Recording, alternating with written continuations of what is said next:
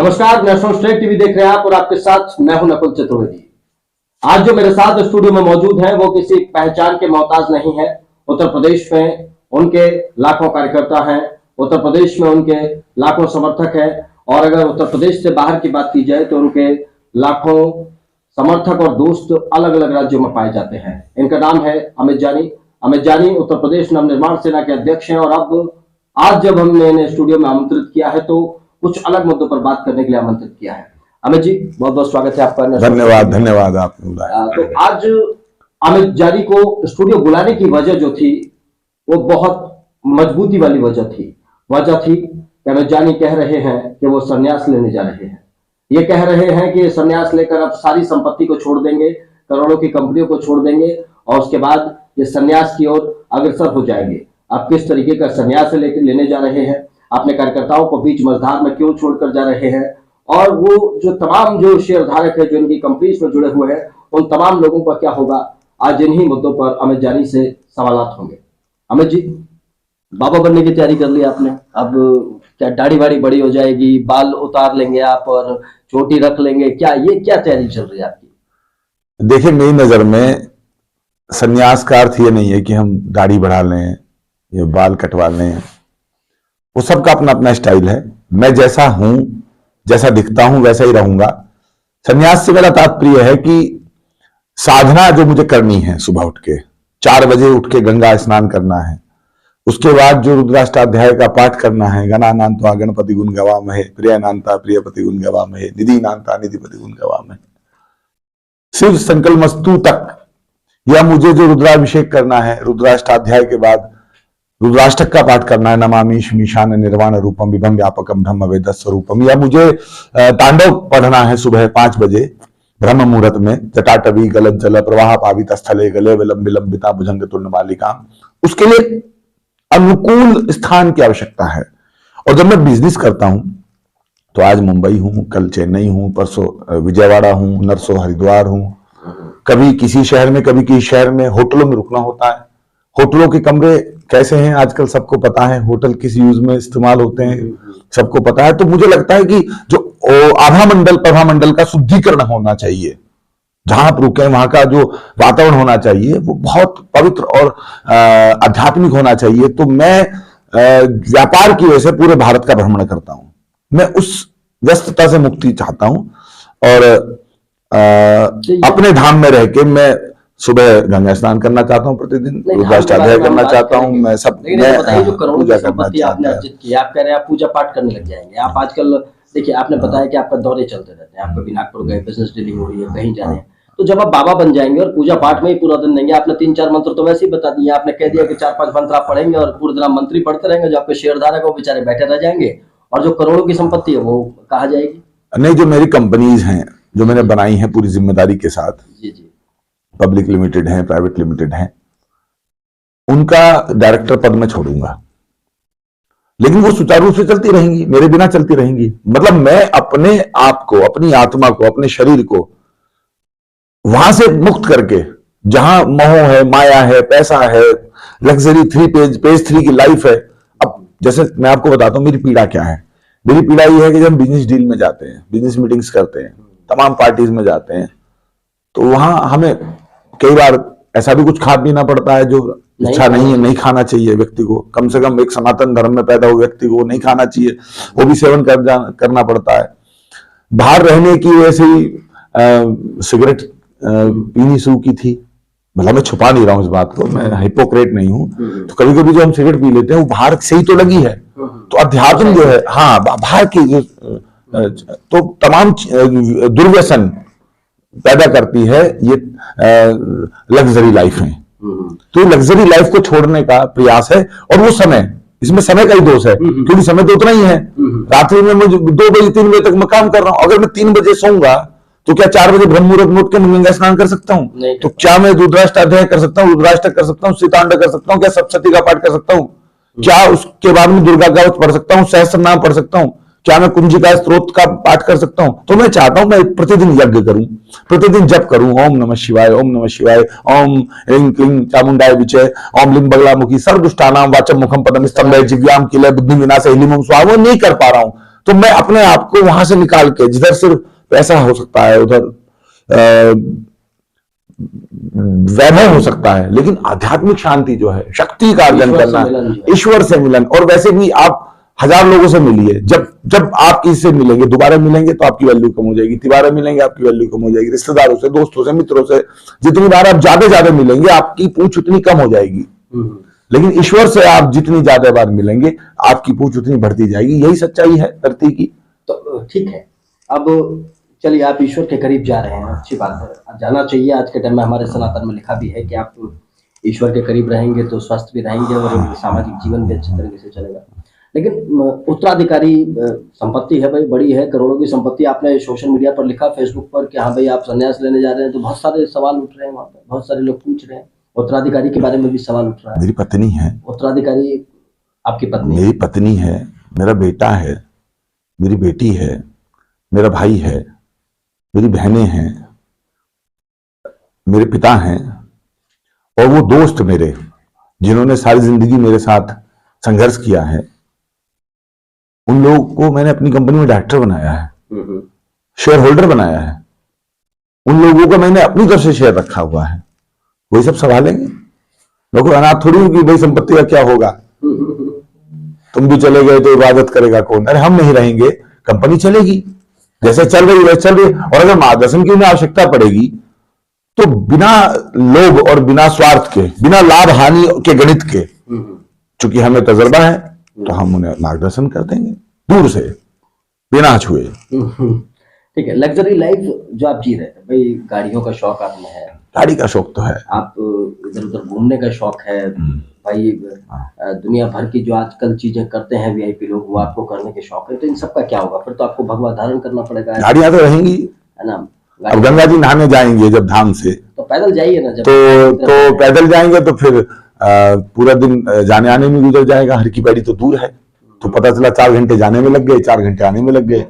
तो उज्जैन महाकाल जाना है, नंदेश्वर जाना है, ओमकारेश्वर जाना है, रामेश्वर जाना है, काशी विश्वनाथ जाना है, तो 12 ज्योतिर्लिंग घूमना है, तो गाड़ी तो चाहिए। तो ये गाड़ियां तो और बढ़ जाएंगी, ये कम नहीं होंगी बाबा बनने के बाद। ये तो हाँ, चूंकि अभी हम हैं, फिर और तमाम साधु संत हमसे जुड़ जाएंगे, हम भी उनसे जुड़ जाएंगे, और बहुत सारे साथी ऐसे हैं जो अभी से मैसेज कर रहे हैं कि हम भी साथ में रहेंगे। तो गाड़ियां तो रहेंगी। और अभी मैंने वोल्वो XC90 1.5 करोड़ रुपए की बुक की है, उसे मैं लेके आश्रम पे रहूंगा। मुझे जाना होगा तो मतलब, अच्छा क्या सन्यास का मतलब ये है कि आप कपड़े उतार दीजिए, नंगे हो जाइए? सन्यास का मतलब क्या है? आप चित्र बनवा लीजिए शरीर पे।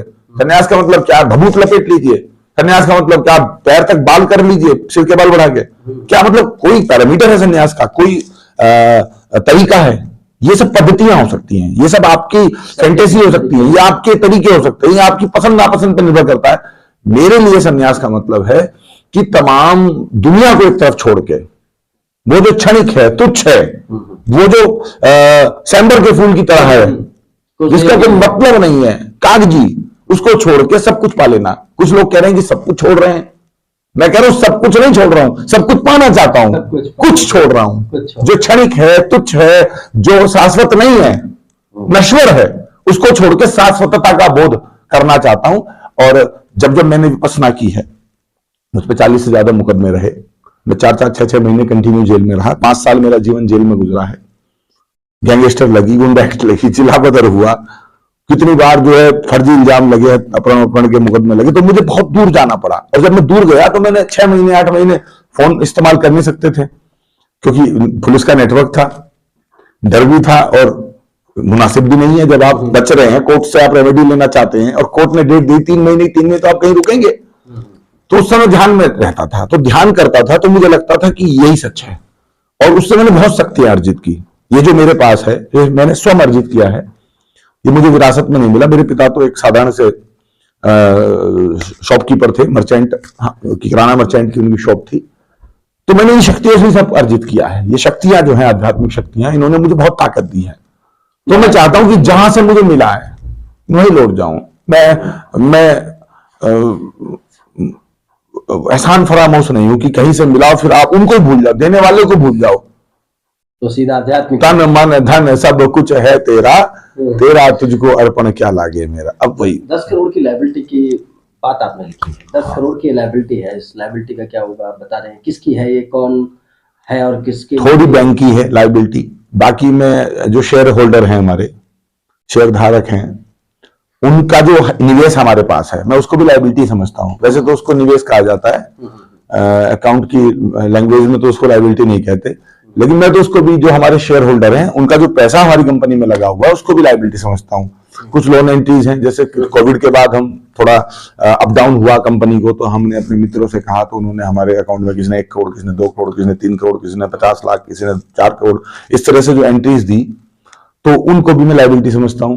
तो लोन एंट्री है, वापस तो करनी पड़ेगी। तो मैंने सोचा कि जो निजी, मतलब जो फाइनेंशियल इंस्टीट्यूट से हमें लोन है, जो शेयर धारक हैं हमारे, वो तो बने रहेंगे, या इसके अलावा जो हमें लोन एंट्री मिली हुई है 1 लाख से लेकर 10,000 से लेकर 2 करोड़ तक, 4 करोड़ तक, एक एक व्यक्ति ने 2-2, 3-3 करोड़ भी दिए हैं लोन एंट्रीज को, हम रिटर्न कर दें मार्च तक, ताकि जो हमारे परिवार के लोग या हमारे मित्रगण अब नए तरीके से इन कंपनियों को जो है संचालित करें, तो कम से कम उनके ऊपर लायबिलिटी ना हो। वो नई लायबिलिटी लें, बैंक से पैसा लें और लोगों से लें, वो अलग बात है। मुझसे लोग ये भी कहते हैं, जिसको संन्यास लेना होता है वो तो एकदम ले लेता है, वो डेट नहीं रखता है। अगर आप अपने सर के कर्जे को किसी के सर पे रख के जाना चाहते हैं, तो आपको एक क्षण लगेगा, आप पल्ला झाड़ खड़े हो जाइए, बिल्कुल सही बात है। लेकिन अगर आपको अपनी जिम्मेदारियों का भी निर्वहन करना है, क्योंकि जो सांसारिक जीवन आपने जिया है और आपके सिर पे जिम्मेदारी है, उनको भी तो उतारना। कल आपका चालर ना पकड़े कोई,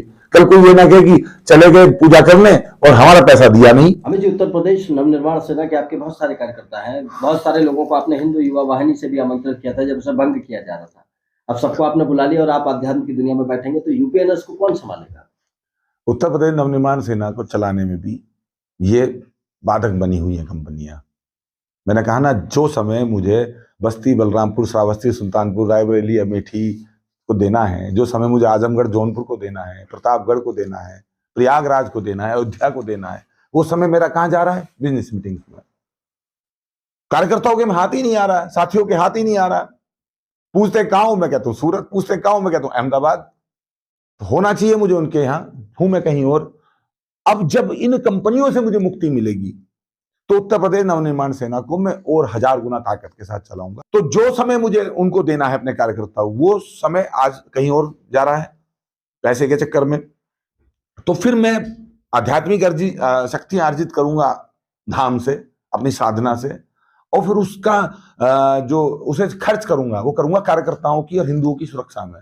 पूरे प्रदेश में फिर तो कौन रोकेगा, फिर कौन जांच बिठाएगा, कौन सीबीआई, कौन ईडी, कौन सा इनकम टैक्स डिपार्टमेंट, कौन कहेगा कंपनी बंद करा देंगे। उत्तर प्रदेश नवनिर्माण सेना को पूरे उत्तर प्रदेश में स्थापित करना है और हिंदुओं को और अपने कार्यकर्ताओं को सुरक्षा कवच देना है और सड़क पे आगे उनके लिए मजबूती से लड़ना है, त्रिशूल लेके लड़ना है, तलवार लेके लड़ना है। इसीलिए जो है मठ का रास्ता अपनाया जा रहा है। मठ में रहेंगे तो कोई सीबीआई आके क्या ले लेगी, चिमटा और त्रिशूल के अलावा, डमरू के अलावा, डमक डमक डम डम डम डमरू बाजेगा, और मिलना क्या है वहां किसी को। तो कार्य उत्तर प्रदेश नवनिर्माण सेना रहेगी और 2027 में सत्ता भागीदारी में रहेगी। जी, आप कह रहे हैं कि भाई आप जाके साधु सन्यासी बन जाएंगे, आप सारी चीजों को छोड़ देंगे, अध्यात्म करेंगे, मंत्रों का जाप करेंगे। हाँ, नेता बनकर भी तो ये काम किया जा सकता था। आप नेता बनकर आपने काम किया, आपके हजारों कार्यकर्ता है, वो आपका सपोर्ट भी करते हैं। देखिए, साधु नहीं बन रहा, पहली बात तो मैं इसे करेक्ट कर लो, ये करेक्शन जरूरी है। साधु नहीं बन रहा हूं मैं। जिस अध्यात्म को लोग सिर्फ इसलिए इस्तेमाल करते हैं, हे भगवान बस अच्छी बहू मिल जाए, हे भगवान बस मुझे नौकरी मिल जाए, हे भगवान थोड़े पैसे दिला दो। चाहते हैं 8 घंटा सफर करके, आते हैं 8 घंटा सफर करके, चढ़ते हैं 15 मील माँ वैष्णो देवी के यहाँ 8-10 घंटे में, उतरते हैं 7-8 घंटे में। यानी कि जिस दर्शन के लिए आपने 50 घंटे 60 घंटे लगाए, आप वहां खड़े हो कितनी देर रुकते हैं? आधा मिनट, माई बस कर देना।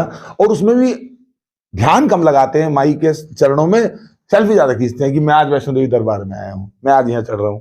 तो लोगों ने अध्यात्म की परिभाषा बदल दी है। मैं साधु नहीं बनना चाहता, मैं आध्यात्मिक जीवन जीना चाहता हूं। साधुओं के तो मैं चरणों की धूल भी नहीं हूं। और मैं साधु जो साधुओं का, संतों का, महामंडलेश्वरों का, जो शंकराचार्यों का जो फ्रेम है, बहुत बड़ा फ्रेम है, उसमें किसी का फोटो फिट नहीं हो सकता। मैं तो बहुत तुच्छ हूं, उसमें मुख्यमंत्री प्रधानमंत्रियों के फोटो फिट नहीं हो सकते। मैं साधु नहीं बनना चाहता, मैं आध्यात्मिक जीवन जीना चाहता हूं। ऋषिकेश, लेकिन ये जो आपने कहा कि नेता बन के भी किया जा सकता था, 2020 में जब कोविड आया, फिर दूसरी लहर आई, तो हमने देखा कि किस प्रकार आदमी एक रेमडेसिविर के लिए तरस रहा है, किस प्रकार से आदमी एक ऑक्सीजन के सिलेंडर के लिए जो है गिड़गिड़ा रहा है। आपने देखा होगा कि सुप्रीम कोर्ट, हाई कोर्ट के रिटायर्ड जज, उनका फोन सीएमओ नहीं उठा रहे। बड़े बड़े जमींदार चौधरी, जिनको गर्व था इस बात का कि हम इस शहर में, हमारी इस प्रदेश में कुछ बात है, वो लोग एक इंजेक्शन अरेंज नहीं कर पाए, उनके लोग उनकी बाहों में दम तोड़ गए। तो मुझे लगा कि जनता की सेवा जो करनी चाहिए, मेडिकली बहुत ज्यादा करनी चाहिए। मैंने 10-15 करोड़ रुपए, तो जो मेरा पूरा बजट था 2022 के मिशन का सिवाल खास, उसमें 20 करोड़ के बजट में आधे से ज्यादा बजट मेरा injection, oxygen, ventilator, ambulance, ICU, हॉस्पिटलों के बिल चुकाने में खर्च हुआ, आपने देखा है। अब मुझे लगता है कि राजनीति में तो हम ही रहेंगे और मजबूती से रहेंगे। जब हम कंपनी छोड़ देंगे, कोई हमें डरा नहीं पाएगा, धमका नहीं पाएगा, तुम्हारी कंपनी बंद करा देंगे, जांच बिठा देंगे। कई बार तो हमारी कंपनी को इसलिए जो है हर्डल झेलने पड़े, ब्रेकर झेलने पड़े, इसलिए हमें जो है बहुत सारी कॉम्प्लिकेशंस आए कि अधिकारी कहते थे पैसा दो, वरना हम इनॉग्रेशन नहीं होने देंगे, लॉन्चिंग नहीं होने देंगे, ब्रांड नहीं बनने देंगे। अब नंगा होके उतरेंगे बाजार में, कंपनियों से मुक्त होकर जब उतरेंगे, तो राजनीति ज्यादा अच्छे तरीके से करेंगे। तो हमने राजनीति नहीं छोड़ी है, नाम साधु बनने जा रहे हैं। हम सिर्फ आध्यात्मिक शक्ति अर्जित करेंगे। और पूरे उत्तर प्रदेश में, आज हम दमन में है, कल हम मुंबई में है, परसों हम चेन्नई में है, नरसों हम हैदराबाद में, फिर हम आज जौनपुर में होंगे, कल आजमगढ़ में होंगे, परसों को इलाहाबाद में, प्रयागराज में होंगे, और नरसों को अयोध्या में होंगे।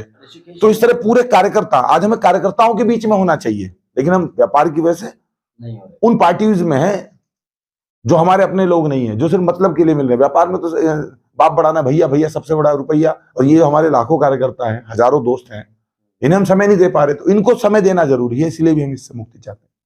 ठीक है ऋषिकेश, आप आकर शिफ्ट हो गए, आपने कहा कि भाई ऋषिकेश मैं बैठ रहा हूँ, अब वहीं आप साधना भी करेंगे, वहीं पूजा भी करेंगे। ऋषिकेश को चुनने की वजह?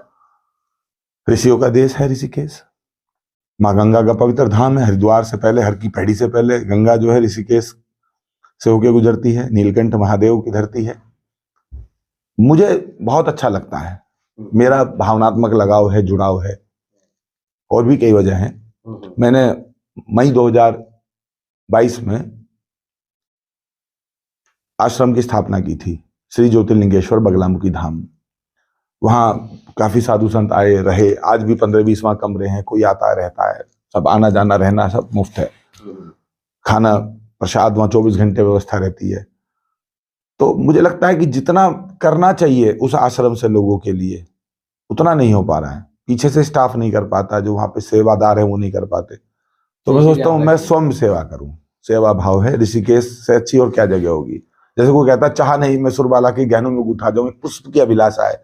जैसे रसखान ने कहा कि मानुस हूं तो वहीं रसखान बसूं, ब्रज गोकुल गांव के ग्वारन, वो वहां बसना चाहते थे। तो मैं तो चाहता हूं मेरी मृत्यु भी हो तो ऋषिकेश में हो, गंगा के किनारे। एक सवाल और, अमित जानी को अमित जानी ही कहेंगे या फिर श्री श्री 1008 या फिर अमित जानी? अमित जानी या न बाबा, न साधु, न संत। अमित जानी जिनका दोस्त है उनका दोस्त रहेगा, जिनका रिश्तेदार है उनका रिश्तेदार रहेगा, अमित जानी ही जानी। जिनका दुश्मन है उनका दुश्मन नहीं रहेगा बस, क्योंकि वो जब अध्यात्म में चले जाएंगे तो फिर क्या मोल भाव, क्या बैर भाव, कुछ नहीं, सब खत्म हो आखिरी जाएगा। सवाल, बाबा बनने से पहले आपकी एक फिल्म बनने की भी तैयारी हो रही है, भाई अच्छे लोगों की नहीं बन पाती फिल्म, आपकी फिल्म बन रही है, ऐसा क्या कर दिया आपने? और इसी कौन सी फिल्म है जो ये आने जा रही है, क्या इसमें कंटेंट है?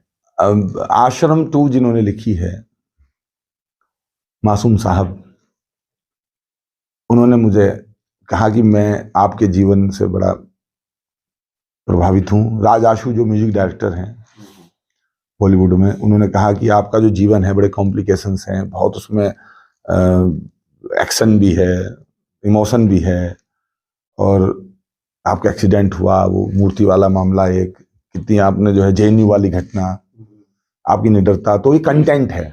हम लोगों ने जो है तमाम पर्सनैलिटीज पे जो है मूवी बनाई है। तो उन्होंने कहा मैं लिख रहा हूँ थोड़ा थोड़ा। एक किताब उन्होंने मेरे हाथ लग गई जो मैंने जेल में लखनऊ लिखी थी, माया मर्दन। दूसरी किताब जो मैंने मेरठ जेल में लिखी वो उनके हाथ लग गई, तो उन्होंने पढ़ा तो वो भावुक हो गए। उन्होंने कहा इस पर मूवी बननी चाहिए। और हम बेच देंगे, अमेजोन को दे देंगे, नेटफ्लिक्स को दे देंगे, ये कंटेंट कोई भी खरीद ले। उनकी बात भी हो गई तो लिखने लगे। कुछ राइटर्स जो है उन्होंने गीत लिख लिए हैं, कुछ हैं जो स्टोरी पे काम कर रहे हैं, कुछ स्टार कास्ट है जो उन्होंने मेरा रोल कौन करेगा और बाकी जो रोल है वो कौन करेगा। मुझे लगता है कि अभी तो मुझे नहीं पता, और पता भी हो तो मैं उनका काम खराब क्यों करूंगा आपके बीच में बता के। वो तो जब टीजर आएगा तो वही उनका प्रोजेक्ट है, तो मैं पेपर लीक की तरह ये काम नहीं करूंगा।